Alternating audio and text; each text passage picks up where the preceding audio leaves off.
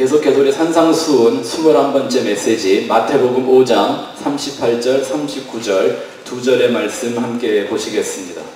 마태복음 5장 38절 39절 두 절만 같이 주님의 마음을 가지고 함께 봉독하겠습니다. 시작.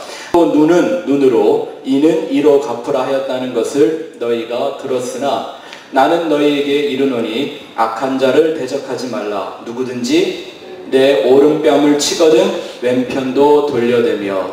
아멘. 다시 한번 읽겠습니다.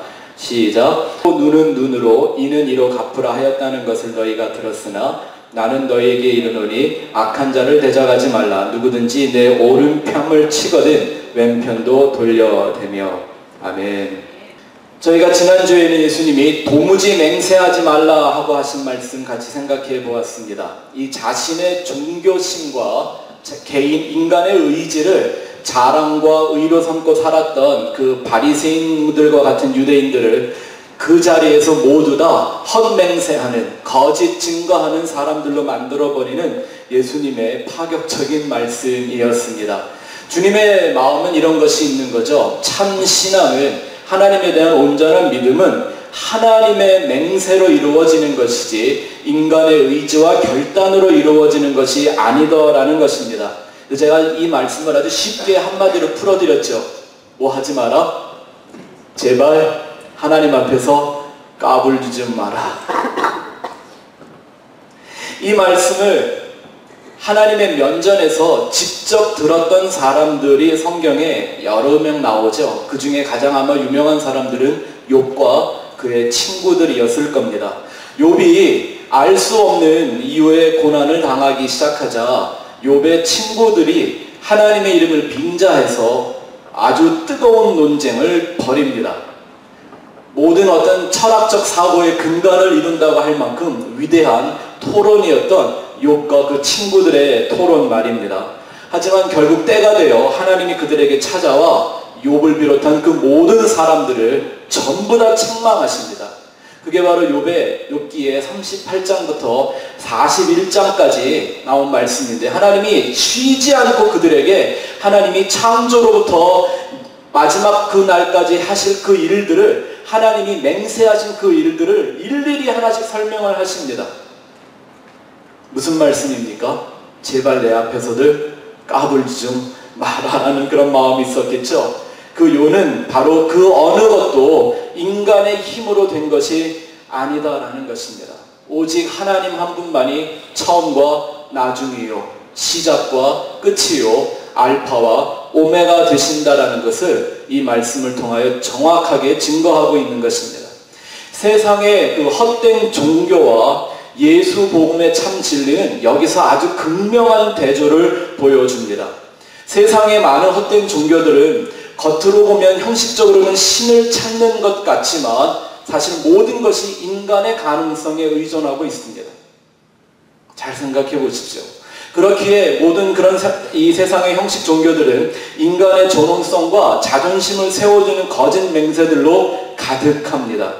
기껏 수준 높다고 하는 그런 고등 종교들이 하는 것이 뭐냐면 고행을 하거나 혹은 수행을 하고 자신을 좀 희생해서 어떤 선행을 좀 하고 도를 닦으면 무엇인가를 꼭 이룬 듯하게 느껴지고, 그걸 통해서 사람들에게 의미 없는 존경이나 칭찬을 받고 자기의 만족으로 삼는 이런 속임수로 아주 가득합니다.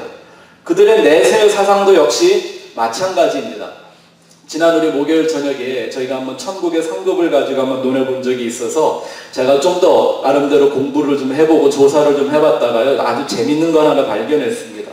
왜 그 이슬람 사람들이, 모슬림 그 종교를 갖고 있는 사람들은요, 자살 테러를 할 만큼 그런 극단적인 믿음의 순종의 길을 선택하는가? 이유가 있었습니다. 그런 최대의 헌신을 보여준 사람들은요, 천국에 가는데 그들이 바라는 천국이 뭔지 아십니까? 요단강이 흐르는데 그 요단강물이 다 최고의 퀄리티의 포도주랍니다. 그리고 그 포도주거를 요단강변에서 세상과 어떤 다른 거짓된 것들로 더럽히지 않은 처녀들 70명에게 평생도록 수정을 받고 그 쾌락을 누리게 한다는 겁니다. 그것이 그들이 상급이라고 생각하고 이 땅에서 자살 테러를 시도하는 믿음의 근간입니다. 그러니까 뭘 위한 거예요? 죽어서도 쾌락을 누리겠다라는 거예요. 안타깝게도 이런 생각들이 기독교 안에도 들어와서 우리의 내세 사상을 어지럽히고 있는 게 얼마나 부끄러운 일인지 모르겠습니다. 십자가의 복음은 결코 우리 인생들에게 이런 인본주의적인 책임을 요구하지 않습니다. 인생은 할 수 없다는 것을 잘 아시기에 하나님은 내가 할 수 없는 그것을 독생자 예수 그리스도를 보내어 이루게 하심으로써 우리와 같이 무가치하고 무능력한 인생들로 하여금 하나님의 은혜 앞에 나아갈 수 있게 하신 것입니다. 너의 힘으로는 할 수 없는 것이니 내가 해주시겠다고 그 맹세를 지키러 오신 분이 바로 예수 그리스도입니다. 기독교는 내가 그 길을 찾는 신앙이 아닙니다. 그 길이 나를 찾아오신 것입니다. 내가 하나님을 찾은 게 아닙니다. 하나님이 나를 찾아 이 땅으로 내려오신 것, 그것이 바로 십자가의 복음이라는 것입니다. 그래서 정말 이 예수 그리스도의 십자가의 복음과 진리를 이해하려면 예수님이 산상수훈을 말씀하시면서 처음 말씀하신 그것, 심령이 가난한 자, 푸토코이라고 말씀을 드렸죠. 누구의 도움이 없으면 하루도 살 수 없는 그 영혼의 상태, 이것을 내가 온전히 깨닫지 못하면 이러한 하나님의 말씀들이 내게 깨달아질 수가 없는 것입니다. 우리가 오늘과 다음 주에 배우게 될 그 말씀들도 이 십자가의 진리를 이해하지 못하면 정삼천포로 빠져서 딴소리들 하게 만드는 그런 구절일 수가 있습니다.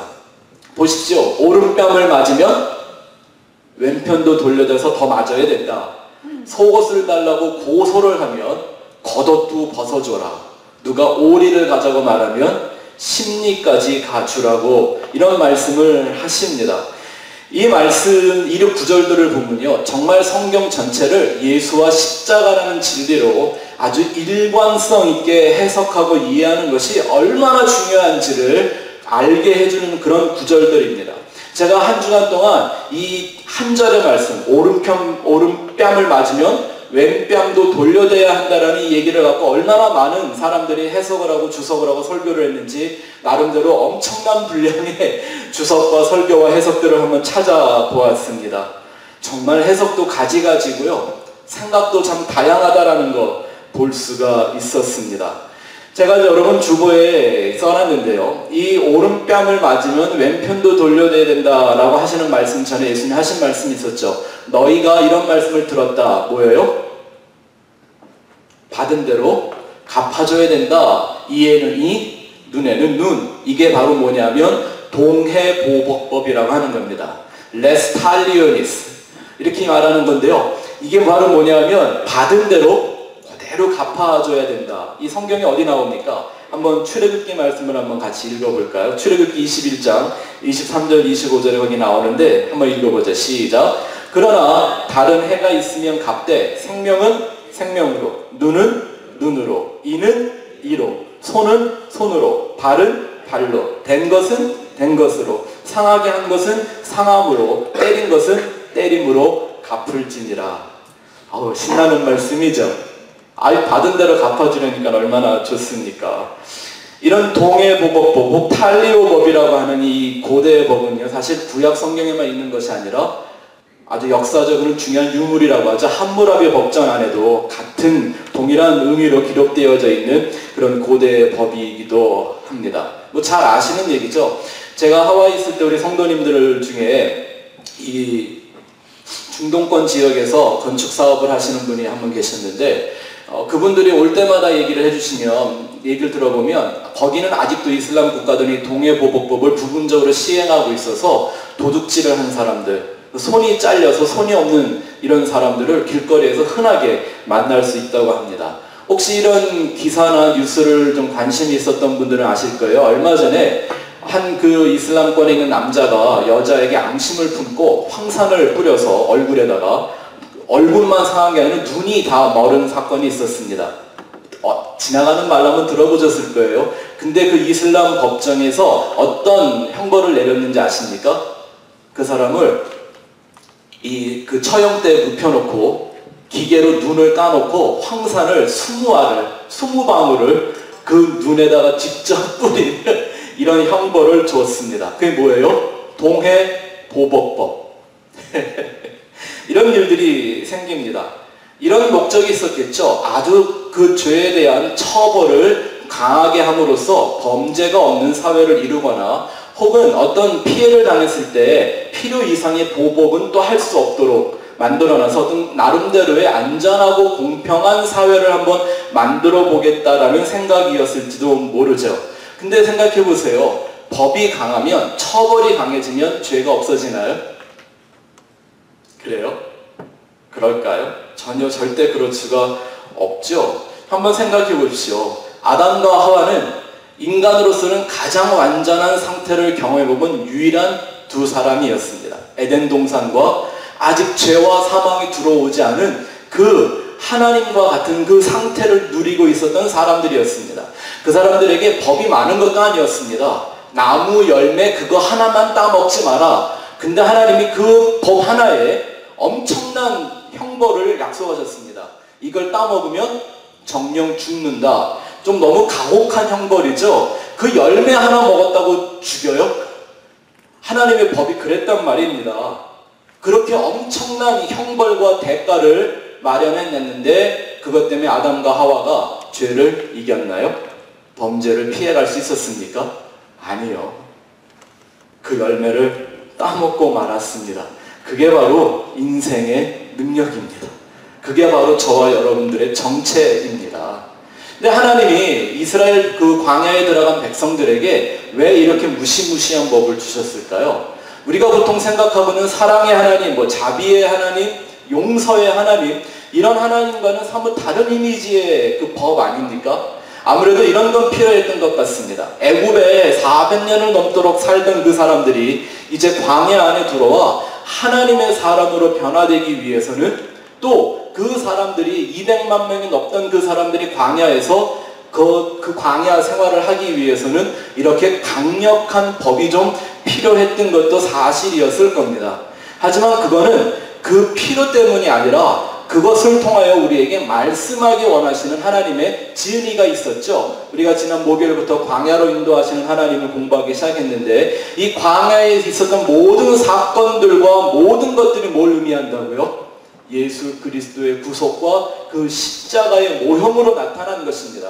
그렇다면 이 동해보복법 역시 뭐 때문에 주신 걸까요? 그 예수와 십자가의 구속, 그 죄사함의 은혜가 어떤 것인가를 알기 위해 하나님이 미리 던져놓으신 법이죠. 그렇기에 모든 율법의 완성이신 예수님이 오셔서 계명들을 하나씩 재해석하시는데 이 법을 딱 끄집어서 말씀을 해 주시는 것입니다. 문제는 원래 받았던 그 법보다 정반대의 법을 얘기하기 시작하더라는 겁니다. 보세요. 살인하는 죄는 살인해도 죄 아니다 이런 얘기를 하신 게 아니에요. 마음으로 형제를 미워하기만 해도 이미 살인한 거다. 그 살인죄를 더 강화시키셨죠. 간음죄도 마찬가지였고요. 거짓 증거라는 것도 마찬가지예요. 그 의미를 더 크게 해석해 주심으로써 어떤 누구도 살인죄, 간음죄, 거짓 증거하는 죄로부터 벗어나지 못하게 만들어 놓으셨는데 이 말씀은 지금 반대적인 얘기를 하시는 거예요. 너희가 이에는 이로 눈에는 눈으로 갚으라는 말을 들었지만 내가 다시 말하는데 갚지 마라 이거죠. 오히려 오른뺨을 맞으면 뭣도 해라고요? 왼편도 돌려야 된다. 이건 지금 완전히 하나님이 먼저 주셨던 말씀을 거부하고 부정하는 것 같은 행위인 것이죠. 생각해 보세요. 악인이 때리면 맞고 참으라는 정도가 아니라 한 대 더 맞아야 된다고 그런 얘기를 하시는 겁니다. 이건 그 당시에 유대인들이 자신들의 사회를 이루기 위한 법적 사고 방식을 완전히 허물어버리는 예수님의 또 하나의 도전입니다. 여러분들도 이 말씀을 많이 들어오셨고 생각하고 계시겠지만요. 이 말씀에 대한 일반적인 해석들은 좀 이렇습니다. 그리스도인들은 사소한 손해에 대해서 쫀쫀하게 째째하게 보복 같은 거 하지 말고 그냥 견디고 살아라. 뭐 말은 좋은 말 많이 하지만 결국 그런 얘기잖아요. 그쵸? 원수 갚지 마라. 원수 갚는 건 하나님에게 속한 것이다. 그리스도인들은 사랑과 평화의 복음의 특성을 드높이기 위해서 늘 참고 견디며 살아야 된다.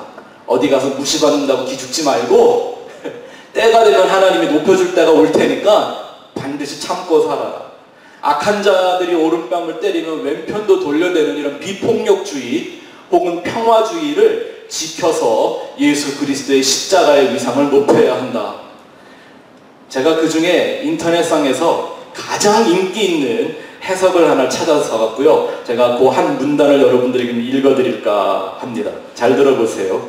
이게 가장 많은 사람들이 선호하는 그런 메시지더라고요. 사람은 대개 오른손잡이다. 오른손은 바른손이며 고대 사회에선 더욱 그랬다. 그래서 일반적으로 뺨을 때린다는 건 오른손으로 상대방의 왼뺨을 때리는 것이다. 그런데 예수는 오른뺨을 때리면 이라고 했다. 손바닥이 아니라 손등으로 때렸다는 말이다. 손등으로 뺨을 때리는 행위는 당시 유대 사회에서 하찮은 상대를 모욕할 때 사용되곤 했다. 그렇게 모욕당한 사람에게 예수는 왼뺨도 갖다 대라고 말한다. 나는 너와 다름없는 존엄한 인간이다. 자, 다시 제대로 때려라 하고 조용히 외치라는 것이다. 무조건적으로 용서하고 순응하라는 말이 아니라 오히려 단호하게 저항하라. 불복종을 선언하라는 것이다. 결국 이 유명한 구절은 매일처럼 무시당하고 모욕당하며 살아가는 사람들을 향한 예수의 가슴 아픈 위로다.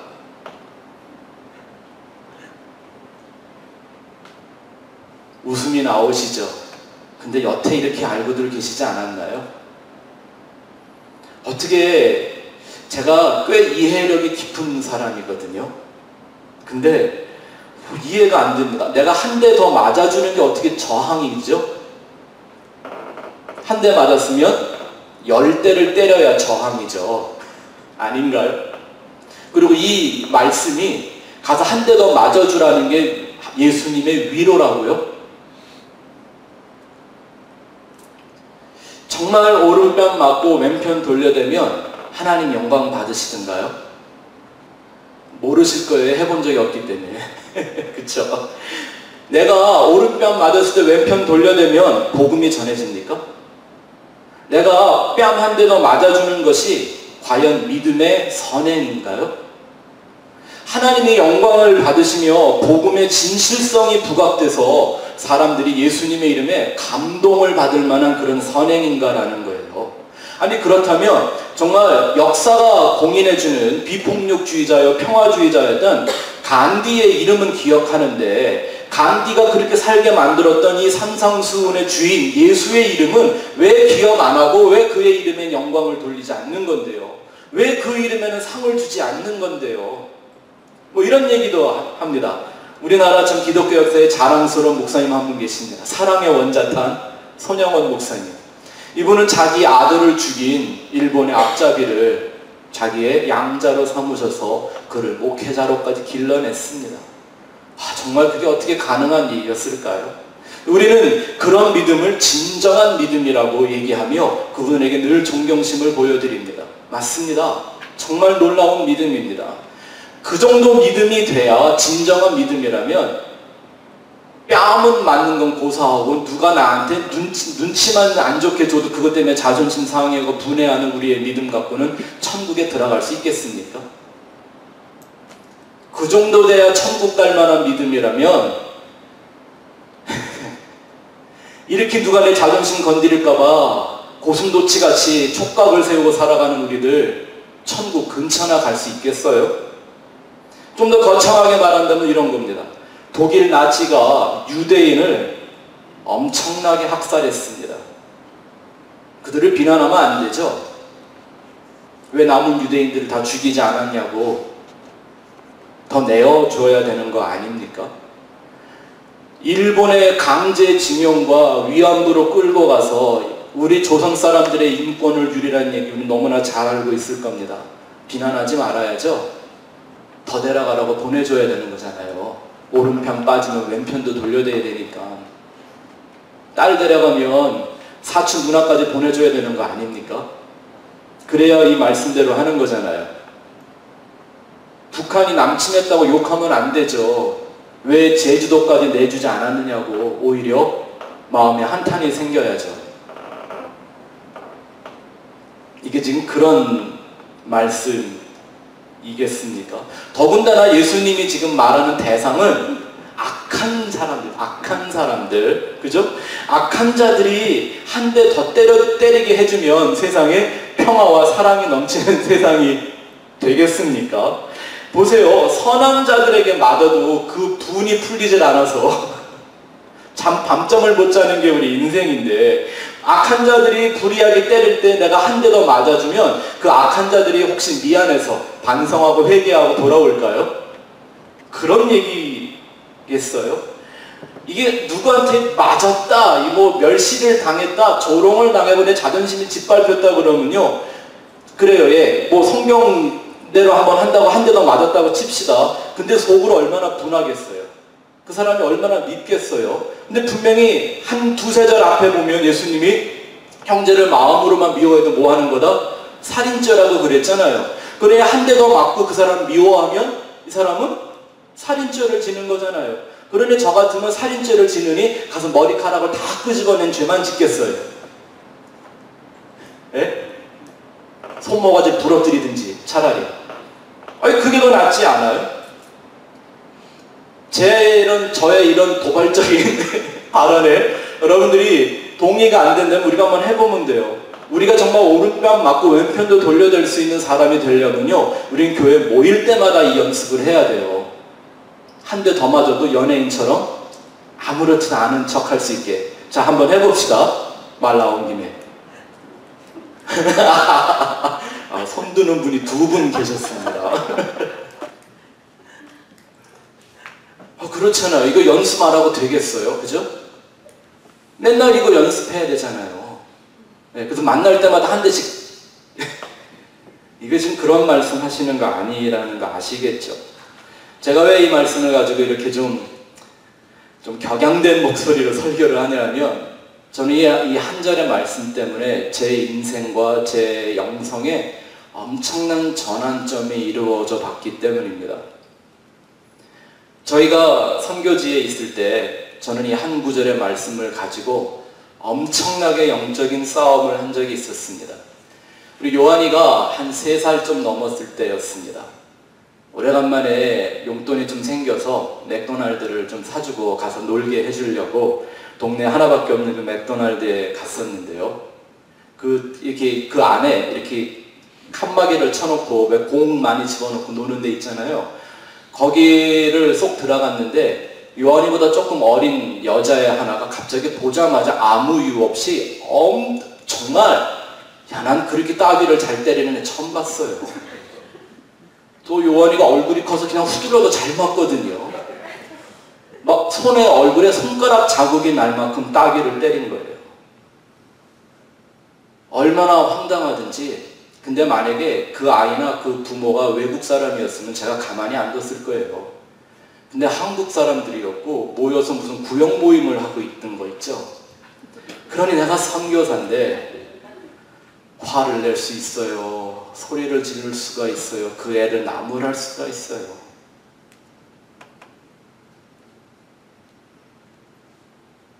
제가 원래 성질이 좀 그렇지 않은 사람이라 집에 와서 농담이 아니라 그 울분을 참느라고 제가 한 일주일을 잠을 못 자고 설사를 했어요.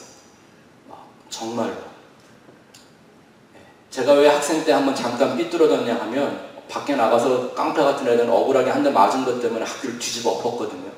제가 성질이 그래요. 우리 아버지가 저를 그렇게 길렀다고요. 누구한테 맞으면 그 집에 대문이라도 돌을 던지고 오라고 가르쳤기 때문에 제가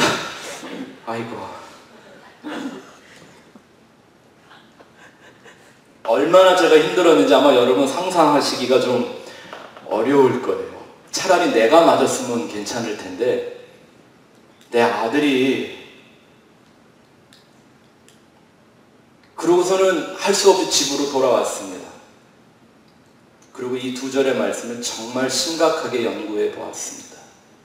막상 내가 이런 일을 당하고 보니까 이해가 안 됐습니다.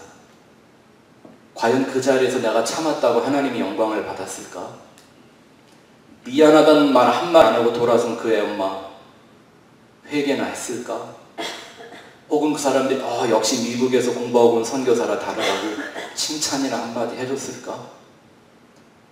정말 견딜 수가 없었습니다. 얼마나 분한지 가뜩이나 밤에 잠을 못 자고 그러던 사람인데 일주일을 거의 뜬 눈을 세우고 얼마나 속이 상했는지 정말 막 설사를 다 하더라고요. 그러면서 하나님과 씨름하는 마음으로 처음엔 이런 기도가 나오더라고요. 야, 내가 이 정도밖에 안 되는 인간이구나. 내 아들이 뺨따기 한 대 맞았다고 그걸 견디지 못하고 이렇게 분해하는, 참 내가 이렇게 부질없는, 내가 이런 인간밖에 안 되는구나 하고 회개하는 척도 했지만요, 그거는 기도할 때만 뿐이고 마음의 분은 여전히 가라앉지 않았습니다. 시간이 지나면 지날수록 더 계속 쌓여가는 겁니다. 그리고 또 이런 사건이 하나 생기니까 설교 시간에 간증하기가 얼마나 좋아요. 그러면서 내가 참았다고, 내가 하나님 앞에 회개한다고 결국 내 자랑을 하고 있는 내 자신을 발견하고 그게 거짓 증거라는 것도 내 속으로는 알 수가 있었습니다. 그러면 속으로는요, 이런 일이 한 번만 더 생기면 내가 다음에 참을 수 있을까? 그래서 며칠 뒤에 다시 요한을 데리고 맥도날드 갈 때 그랬습니다. 오늘은 가서 누가 때리거든 너도 머리를 다 뜯어놔라. 오늘도 맞으면 가만히 안 둬. 한 대 때리면 두 대 때리고 두 대 때리면 네 대 때려야 돼. 근데 이게요, 그렇게 지나가는 게 아니라 제 마음에 그런 제 어떤 감정과 내 성품과 인격을 완전히 병들게 만든 사건이 한번 생기고 나니까 이게 저한테 영적인 문제가 되기 시작했습니다. 그리고 성경을 문자 그대로 순종한다고 하는 이 선행에 대한 개념에 대혼돈이 제 안에서 시작된 겁니다. 그러다 보니까 어디서 문제가 나오냐면요, 설교를 못 하겠어요. 설교 준비가 안 되고요, 성경을 보면요 화가 나요. 왜 이런 말도 안 되는 법칙들이 있나? 그리고 결국 선행의 열매를 맺히는 것도 아닌데 도대체 이게 왜 이런 말씀들이 있는가 하고 막 이러다 보니까요, 마음이 그러니까 내 스스로도 성경이 이해가 안 되고 그런 설교를 하는 내 자신이 기쁘지도 않아요. 그러니까 막 억지로 해야 되니까 이게 죽겠는 거예요. 또 그걸 그냥 모르고 다 그렇게 하는 거자고 지나갈 수 있는 성질이면 제가 괜찮겠는데 그렇게 하면 안 된다라는 걸 내가 아니까 도대체 견딜 수가 없어서 거의 매일 밤을 교회 혼자 가서 무릎 꿇고 하나님 나 어떻게 해야 합니까? 도대체 왜 이런 시련이 내게 찾아왔습니까? 그리고 몇 날 며칠을 기도했는지 모릅니다. 근데 어느 순간 이런 음성이 저한테 들려오는 것 같았습니다. 네 아들이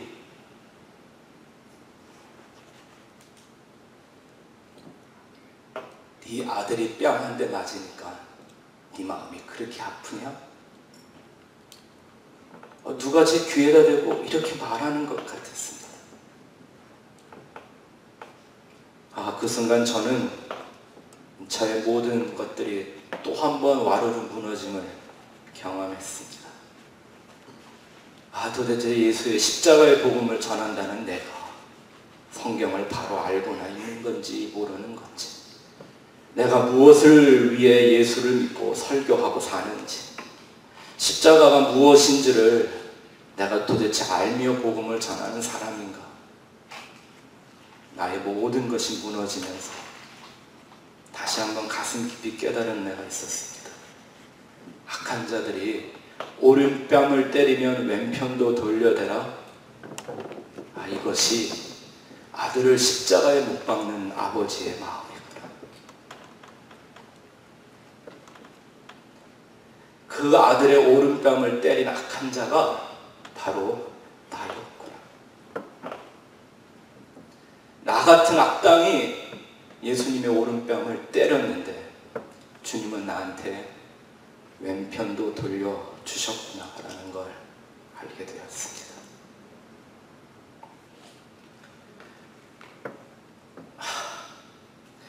그리고 그렇게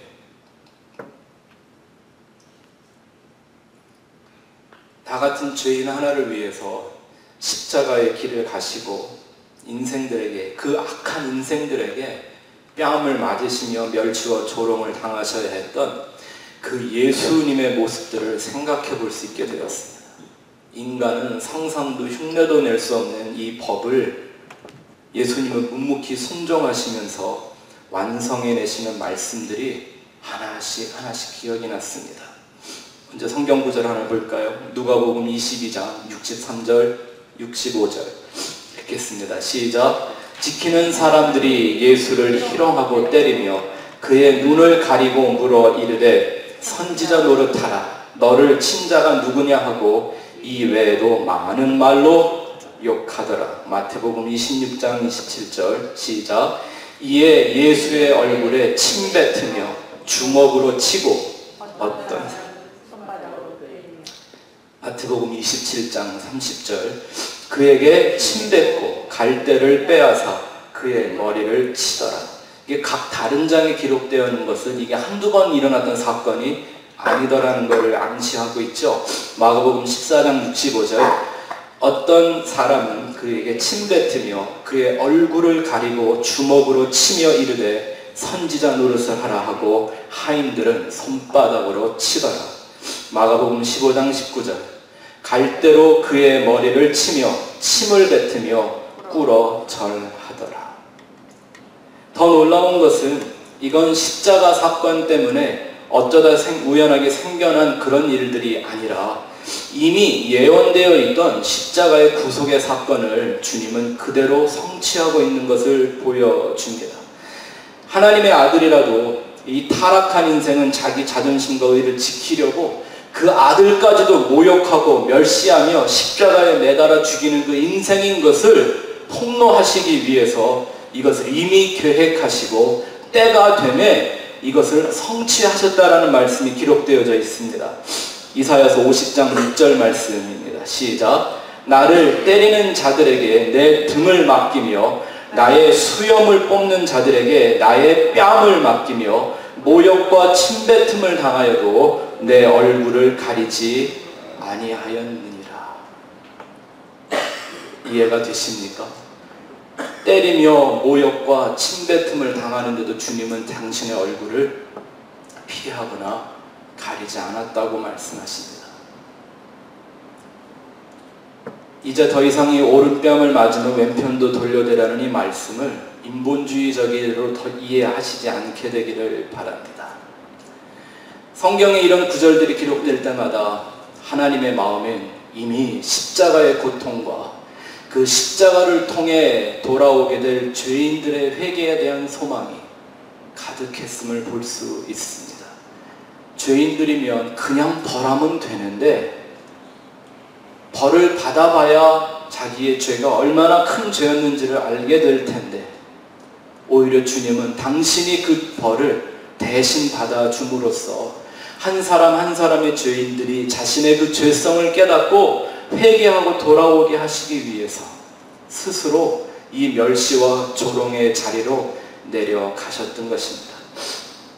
오른뺨을 때린다는 것은 멸시 1000대 이상의 더 큰 의미가 있습니다.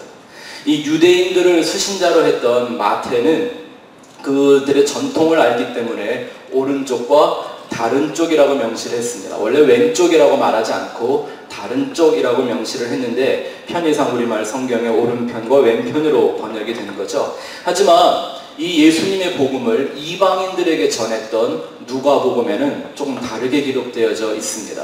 알겠지만 여러분들 누가는 그 당시에 예수님을 따르는 제자들 중에 가장 깊은 영성과 학적으로 논리적인 체계를 갖고 있던 사람이었죠. 왜냐하면 이 오른편과 왼편이라는 말을 안 쓴 건 그 의미를 더 깊이 이미 이해하고 있기 때문입니다. 누가복음 6장 29절을 한번 읽어볼까요? 같은 말씀인데 이렇게 되어 있습니다. 시작. 너의 이 뺨을 치는 자에게 저 뺨도 돌려대며 내 옷을 빼앗는 자에게 속옷도 거절하지 말라. 여기서 말하는 그냥 뺨을 친다고 얘기를 해버리고 만 것은요, 그 당시에 뺨을 때린다는 것은 악인들이 착취하거나 자신들의 권세를 부리기 위해서 하는 정도가 아니라 구약의 말씀에 의하면 누구의 뺨을 때린다는 것은 그를 죽음으로 저주한다는 의미가 있기 때문입니다. 우리가 살인자라는 죄에 대해서 배울 때 예수님이 이런 말씀하시죠. 라카라 하는 자, 형제를. 이게 바로 너는 쓸모없는 놈이야, 나가 죽어버려라 하고 그를 죽음으로 저주하며 때리며 욕하던 말이었습니다. 그래서 오른뺨을 때리면 이란 말에는 어떤 의미가 있냐면 누군가 너를 죽음으로 저주하거든 이라는 의미가 사실 이 말씀 속에 담겨져 있었던 것입니다. 뭘 의미하고 있는 거죠? 율법을 완성하시기 위하여 예수님이 오셔서 인생의 그 악한 자들의 멸시와 저주를 그가 대신 받으시겠다라는 그 놀라운 의지가 이 말씀 속에 담겨져 있어야 합니다. 여러분, 힘이 없는 사람이 힘이 강한 사람에게 맞는 건 좀 덜 억울합니다. 그래도 할 수 없으니까. 내가 뭔가를 얻어내기 위하여 매를 맞고 조롱을 당하는 것도 한번 이 깡물면 참고 견딜 수 있습니다. 뭐 갑과 을의 관계가 늘 그런 거 아닙니까? 하지만 예수님은 달랐습니다. 당장 천군 천사를 명하여 그 모든 인생들을 불살라 버릴 수 있었던 그 창조주요 심판자던 그 예수 그리스도가 내가 구원하기를 원하는 그 인생들에게 뺨을 맞고 침뱉음을 당하고 조롱을 받는 것입니다. 이걸 주님이 이미 아셨기 때문에 그것이 얼마나 고통스러운지를 이해하셔서 기도하셨습니다. 아버지여, 아버지께로서는 모든 것이 가능하오니 할 수만 있다면 이 잔을 내게서 옮겨 주시옵소서. 내가 왜 이 인생들에게 이 저주의 뺨을 맞아야 합니까? 라는 거죠. 내가 맞아야 되는 그 뺨이었고 그 저주였고 그 멸시고 그 조롱이고 천대인데 예수님이 대신 맞아주셨습니다.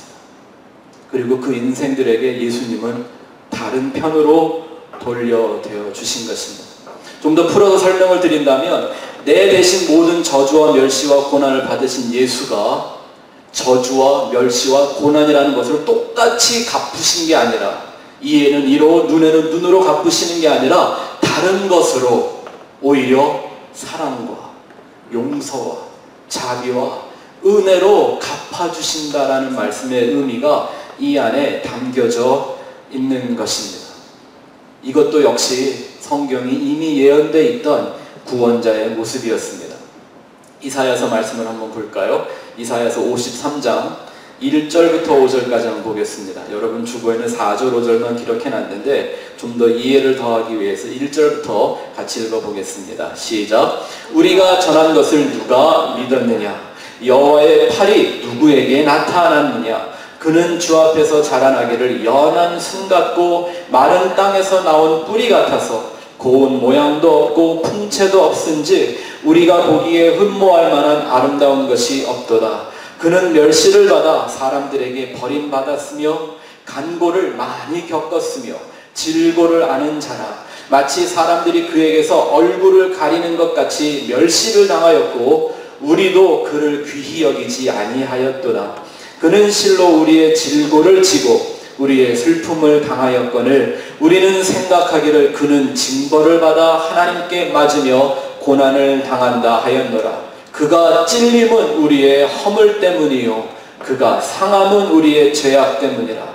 그가 징계를 받음으로 우리는 평화를 누리고 그가 채찍에 맞음으로 우리는 나음을 받았도다.